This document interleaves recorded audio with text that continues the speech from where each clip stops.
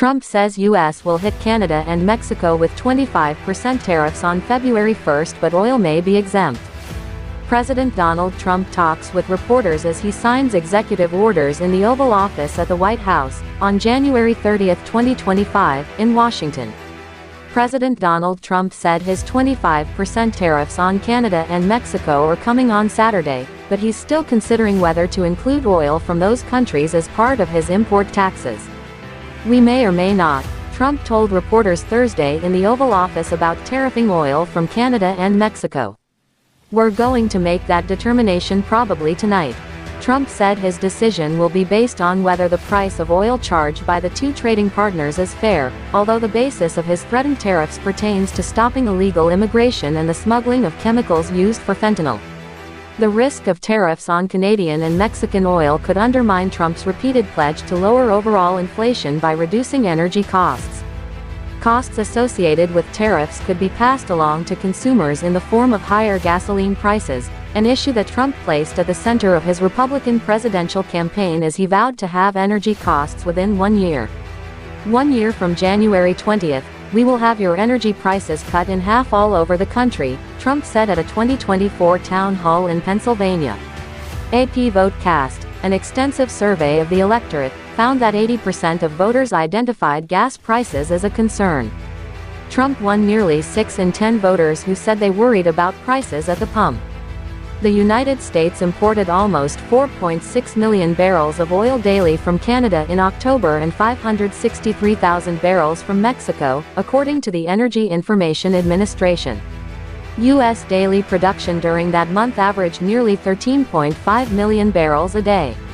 Matthew Holmes, Executive Vice President and Chief of Public Policy at the Canadian Chamber of Commerce, said Trump's tariffs would tax America first, in the form of higher costs. "This is a lose-lose," Holmes said. "We will keep working with partners to show President Trump and Americans that this doesn't make life any more affordable.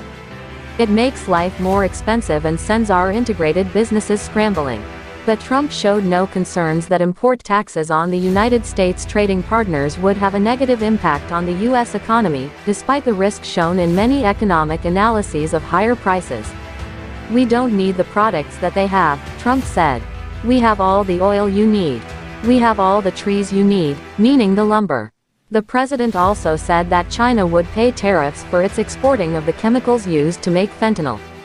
He has previously stated a 10% tariff that would be on top of other import taxes charged on products from China. Oil prices were trading at roughly $73 a barrel on Thursday afternoon.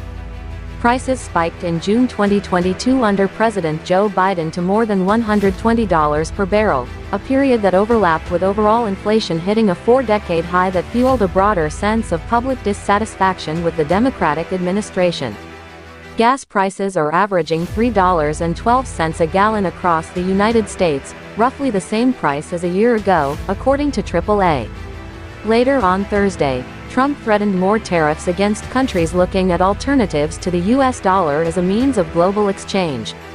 The president previously made the same threat in November against the so-called BRICS group, which includes Brazil, Russia, India, China, South Africa, Egypt, Ethiopia, Iran and the United Arab Emirates. Russian President Vladimir Putin has suggested that sanctions against his country and others mean that nations need to develop a substitute for the dollar. "We are going to require a commitment from these seemingly hostile countries that they will neither create a new BRICS currency, nor back any other currency to replace the mighty U.S. dollar, or they will face 100% tariffs, and should expect to say goodbye to selling into the wonderful U.S. economy," Trump posted on social media.